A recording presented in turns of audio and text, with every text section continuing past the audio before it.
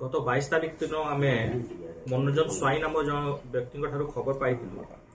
से थाना रिपोर्ट करते कि बापा नरेश स्वाई जी जड़े परिवा बेपारी से 21 तारिख दिन हठात निखोज हो जाइछन्ति। से 20 तारिख दिन भुवनेश्वर यूनिट 1 परिया मार्केट को परिया बिक्री पाई आसथिले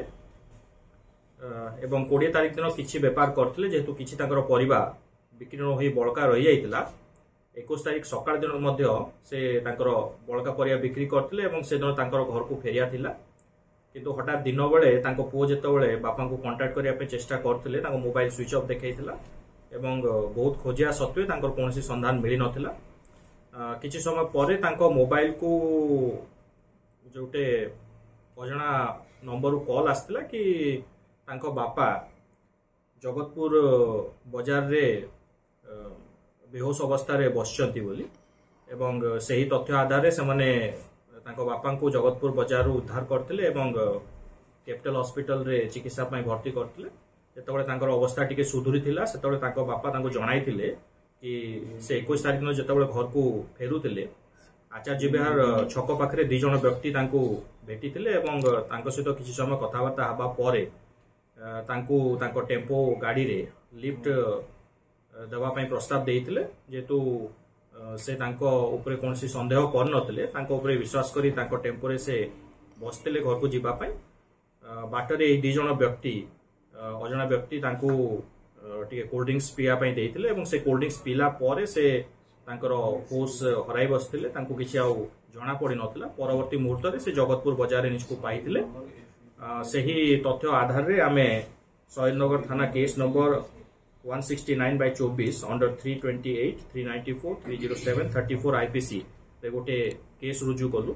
एवं केस रो तदंत समय रे जहां हमको प्रमाण मिलिला सही प्रमाण आधार रे आमे 2 जण व्यक्ति बुद्धिराम स्वाई एलियस बुद्धिया एवं गुडू नायक एलियस मुन्ना ए 2 जण व्यक्ति को गिरफ्त करिवारे सफल हेलु। तदंत समय रे आउरी मध्ये जणा पड़ला कि ए 2 जण व्यक्ति मुख्यतः एहीपरि भाव में विभिन्न लोक निजर शिकार करथांती। से निरीह लोक मानकु विभिन्न जगार खोजी थांती एवं तांको सहित किछि समय कथबार्ता करी तांकर विश्वास हासिल करथांती एवं तांको सहाय्य करबा आड़रे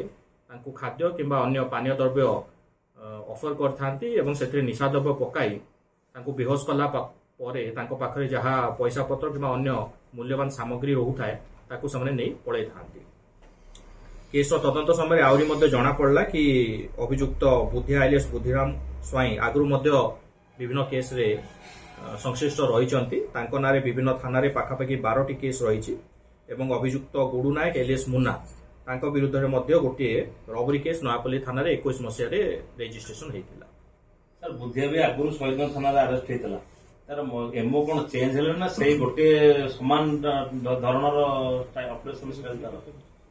प्रायतः से माने चोरी भी मूलतः करुथिले आगु चोरी करथिले किंतु गत किछि वर्ष हला तांकर मुख्यतः एहीपरि भाव में ही से अपराधन करुथिले निशा द्रव्य दे लोकन को निजर शिकार करथिले एवं अन्य को जगार से एपरी कांड करचंती ताकू मध्ये आमे तदंत परिसरभुक्त करिचु एवं चेष्टा करचु जानिया पई कि अन्य कोनसी थाना रे मध्ये एही भलिया केस तांकर नारे रुजु होईछि कि नाही। केमति दिए सर लोक केमति नै निशा दे लोक कोन अननोन लोक किछि जिंस मुख्यतः से साधारण वयस्क व्यक्ति मान को निजर शिकार करथिले एवं जेहेतु 2 जन को कहवा शैली एवं मिलामिशा अभ्यास अति सुंदर भाव में से करि पाउथिले लोकों को विश्वास से अति सहज हासिल करि पाउथिले। सर पूर्व कमिशन पुलिस मध्ये अनेक निशाकारी निशा दिया लुटेर गिरफ्त करिछि एवं प्रत्येक औषध दुकानी को मध्ये तागिद करथिला जे बिना प्रेस्क्रिप्शन रे बिकवा कथा नै एमान कोठो आनले तदंत कराइबो। तदंत समय तांको आमे जहा जबत करिचु सेति मध्यरु गोटे ऑटो रिक्शा थिला एवं गोटे मेडिसिन एट्रिवेन 2 mg एवं 1 mg से मेडिसिन तांको आमे जबत करिवार सक्षम होइचु। वर्तमान सुधा जहा जेरा करा जायछि से माने बालेश्वर अंचल रो एही मेडिसिन किनुथले बोली हमको कहिचंती